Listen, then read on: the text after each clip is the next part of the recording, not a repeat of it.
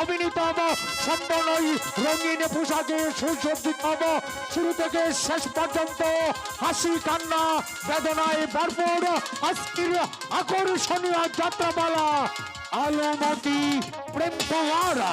আলমতি প্রেম কুমার।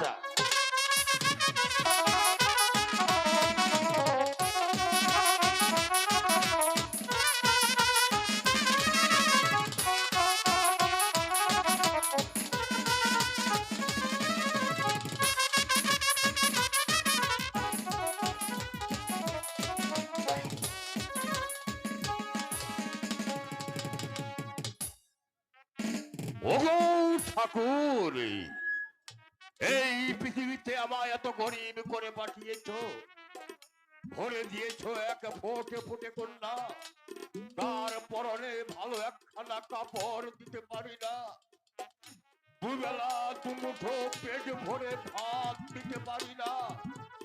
একটা কাজের জন্য কত মানুষের দ্বারে দ্বারে আমি গিয়েছি, কত মানুষের হাতে পায়ে ধরেছি, একটা কাজ আমি জোগাড় করতে পারলাম না।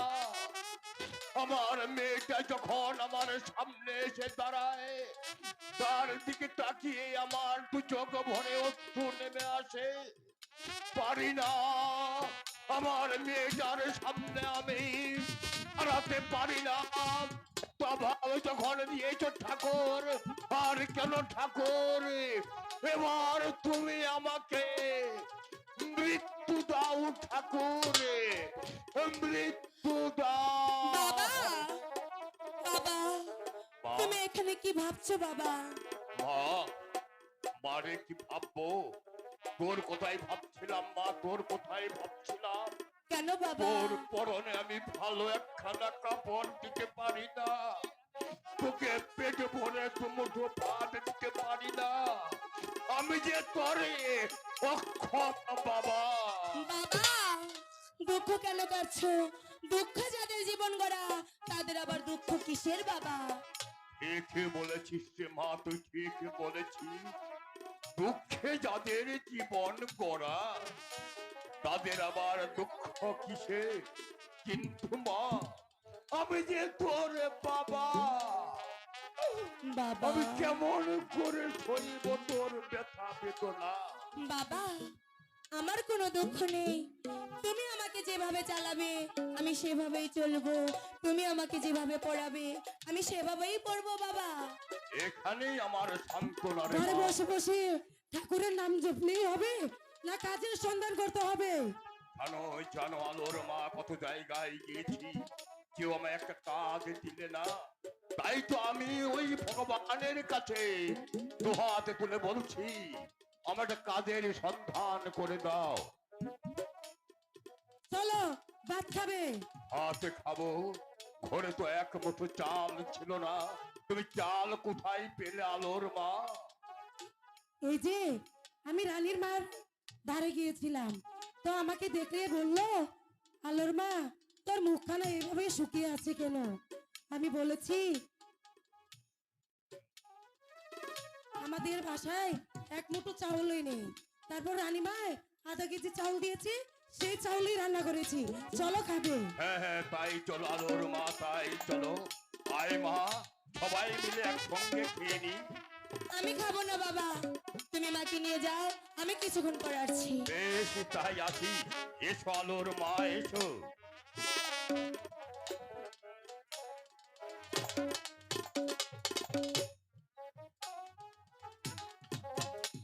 ঠাকুর, তুমি আমার বাবার একটু চাকরির সন্ধান করে দাও ঠাকুর।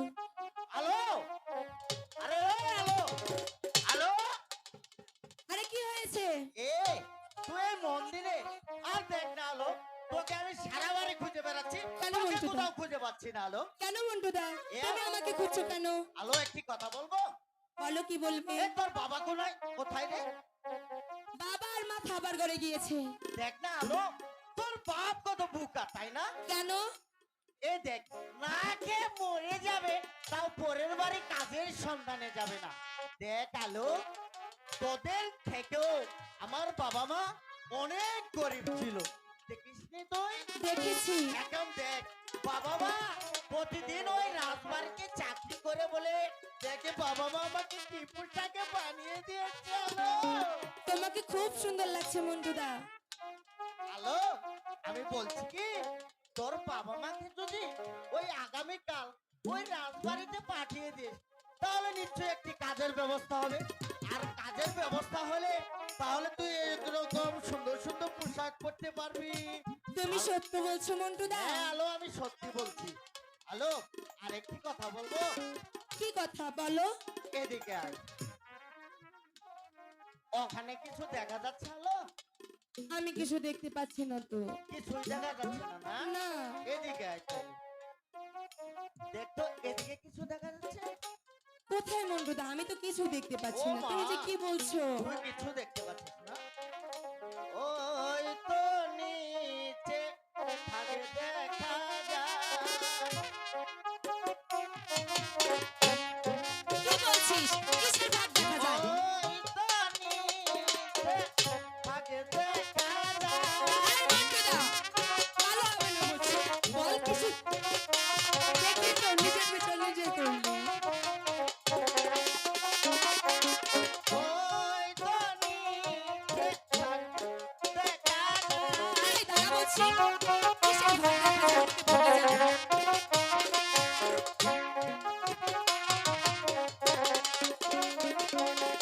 এতখানি লম্বা, এতটুকু মোটা, ওই তো নিচে থাকে দেখা আরে যায়। কিসের ভাব দেখা যায়?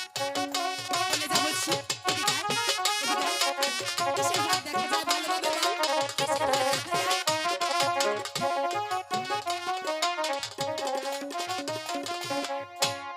এতখানি লম্বা, এতটুকু মোটা, ওই তো নিচে থাকে দেখা যায়।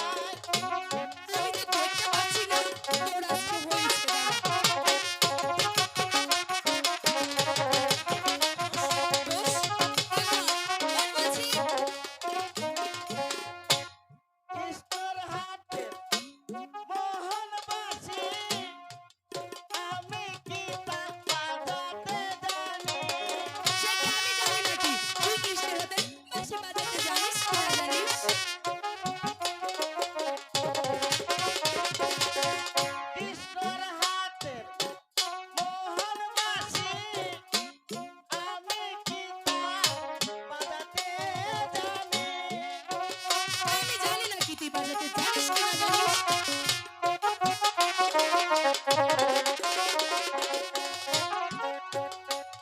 ওই যমুনা তীরে কদম ডালে, যমুনা তীরে কদম ডালে, রাধা কৃষ্ণ মিলন করে। এই মন্টু, তুই কি বলছিস? আমি তোর কথা বুঝতে পারছি না। আমাকে বল, এর অর্থ কি?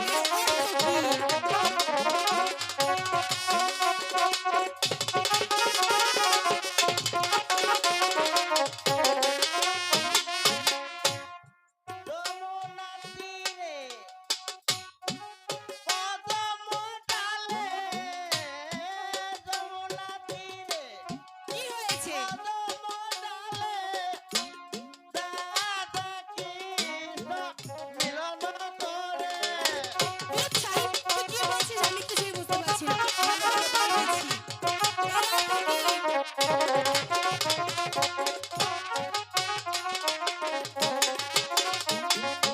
ওই তো নিচে থাকে দেখা যায়।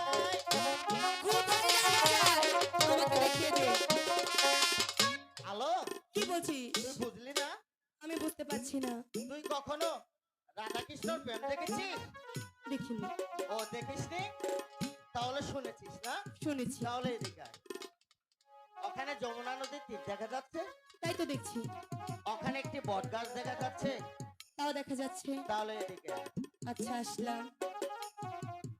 কৃষ্ণ প্রতিদিন ওই বট গাছের গোড়ায় বাঁশি বাজাতো।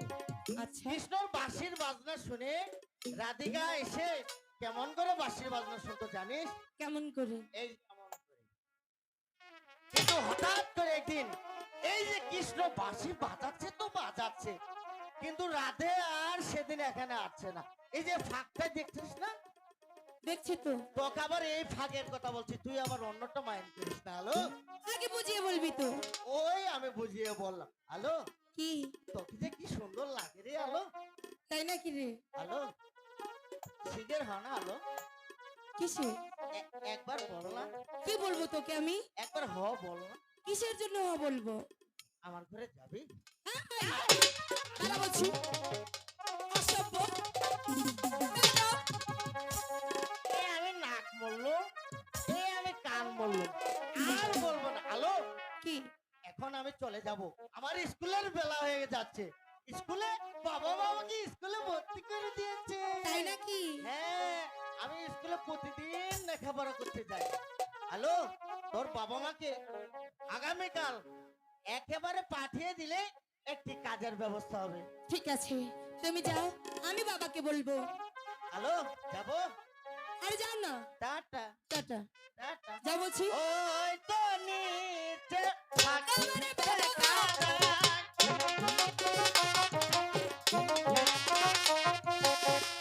ওই তো নিচে কাদায়।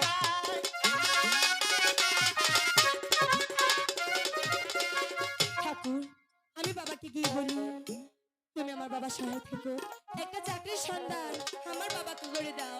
বাবা, বাবা। পারলাম না, কোন কাজের সন্ধানে আমি করতে পারলাম না। কত জায়গায় গিয়েছি, মানুষের হাতে পায়ে ধরেছি, কেউ একটা কাজ দিলে না। এখন আমি কি করব? ওগো ভগবান, তুমি বলে দাও কি করব আমি। বাবা, বলো, মা, জানো আজ কি হয়েছিল? কি হয়েছিল? মন্টু তো আমাদের বাড়িতে এসেছিল। মন্টু হ্যাঁ, কি বললো? মন্টু বললো আলো তোর বাবা না বড্ড বোকা। আমি বললাম কেন? তাই কোনো কাজের সন্ধান না করে বাড়িতে বসে বসে খায়, বাড়িতে বসে বসে খেলে নাকি রাজার ভান্ডারও শেষ হয়ে যায়। তারপর কি বললো জানো? বললো বললো দেখ, আমরাও কত গরিব ছিলাম, আজ আমার মা বাবা রাজবাড়িতে চাকরি করে, আর আমরা কত ভালোভাবে লেখাপড়া করছি, আমরা কত ভালোভাবে থাকছি। বাবা, মা, আমার একটি কথা রাখবে? বল কি বলতে চাস? তুমিও রাজবাড়িতে যাও না, যদি একটি চাকরির সন্ধান পাও। ঠিক বলেছিস মা, তুই ঠিক বলেছিস। কত জায়গায় গিয়েছি, কত মানুষের হাতে পায়ে ধরেছি, অথচ আমাদের কথা আমার মনেই পড়েনি। ঠিক আছে মা, ঠিক আছে, আমি এখনই তোর মাকে নিয়ে ওই রাজবাড়িতে চলে যাব। আমরা ফিরে না আসা পর্যন্ত এই ঘর থেকে তুই বাইরে যাস নে মা। ঠিক আছে বাবা, আমি তোমাকে কথা দিলাম, তোমরা ফিরে আসার আগ পর্যন্ত আমি এই ঘর থেকে কোথাও যাব না। হ্যাঁ, তাই করিস মা, তাই করিস। জানিস তো আমরা খুব গরিব, যদি কোনো দুর্নাম ঘটে যায় তাহলে মৃত্যু ছাড়া আমাদের যার কোনো পথ থাকবে না ঠিক রে আছে মা। বাবা, আমি তোমাকে কথা দিলাম, আমি তোমার কথার অবাধ্য হব না।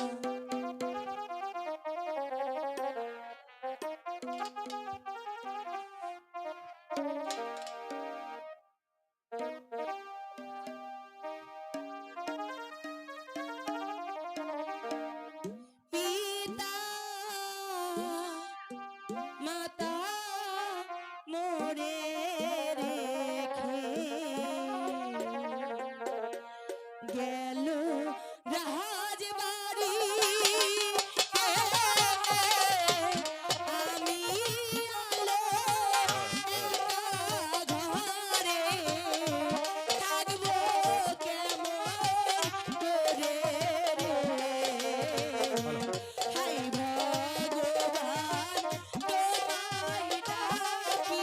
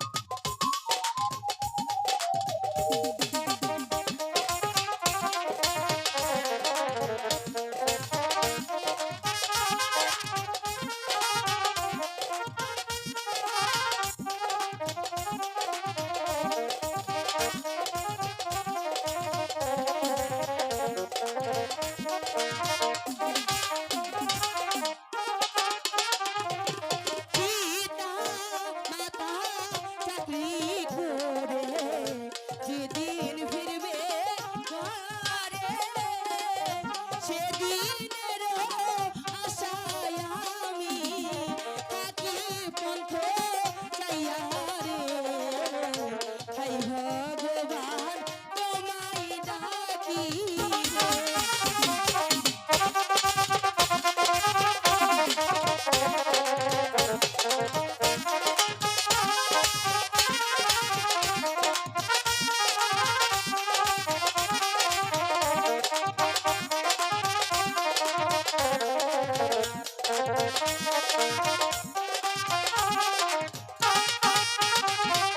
তুমি হলে সঙ্গের সাথী আর তো কেহ নাই তোমায় আমি ডাকি ঠাকুর সহায় হওয়া পারো রে হাই ভগবান তোমায় ডাকি রে